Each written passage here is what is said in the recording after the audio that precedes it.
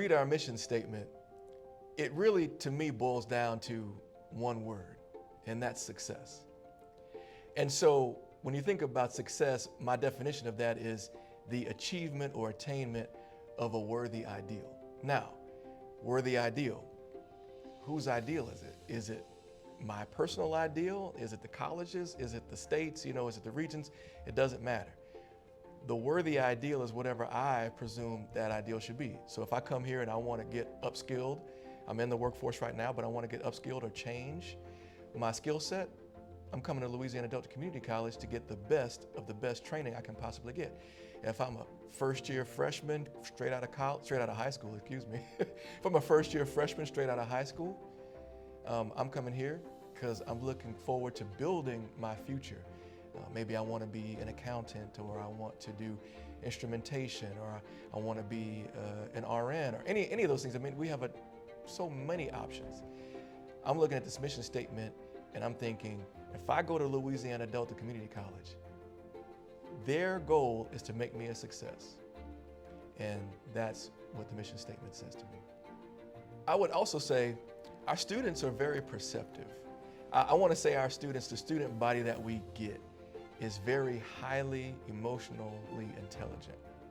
And I say that because I've seen students walk into the building or any number of our campuses, and if they're greeted with excitement and enthusiasm, maybe not over the moon enthusiasm, but they can tell that the person that's on the other side is welcoming them in, wants them to get the information they need or visit with the right people, learn about the programs.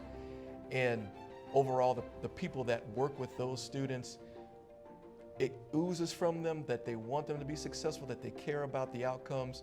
Then those students pick up on that, and you end up seeing their face change from maybe worry or apprehension to a smile, to comfort, to wanting to even hang out a little bit more and continue talking. I've talked to some students, and after I finish telling them all the opportunities, they just want to sit down and soak it all in, and I want to say bask in the glow of, this is what Delta's all about, really? I had no idea. I walked into the building and I just thought, just another institution.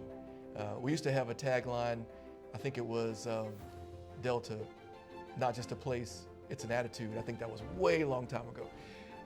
And that still carries, regardless of whatever the tagline or the mission statement says, that still carries, and that still is true to this day.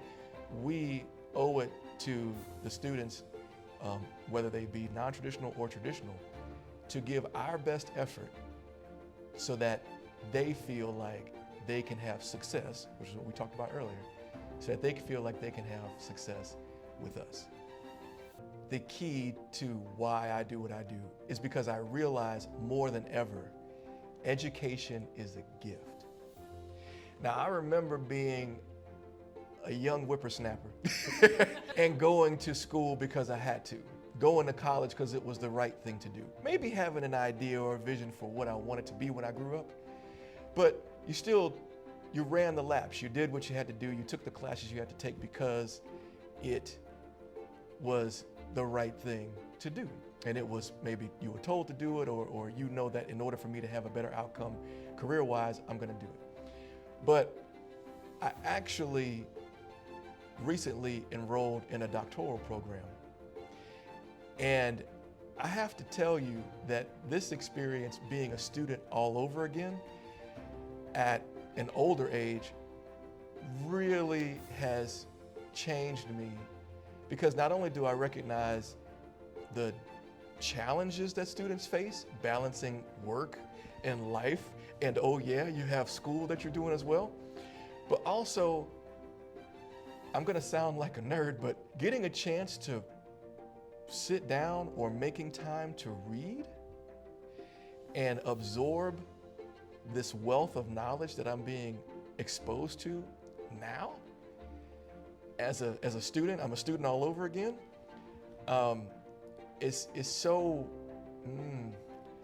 it's enlightening. It's almost riveting to get the chance, after having been away from formal schooling for about 15 years, to get the chance to come back and know what it is I want to do, what I'm after. And so everything I'm doing has even greater purpose now on the educational front.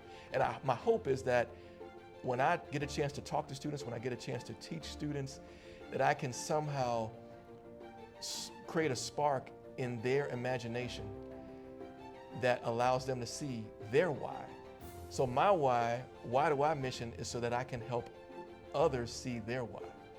Because I'm having that opportunity and I'm having that experience right now. And it's so fulfilling. Earl Nightingale is quoted as saying, everything begins with an idea.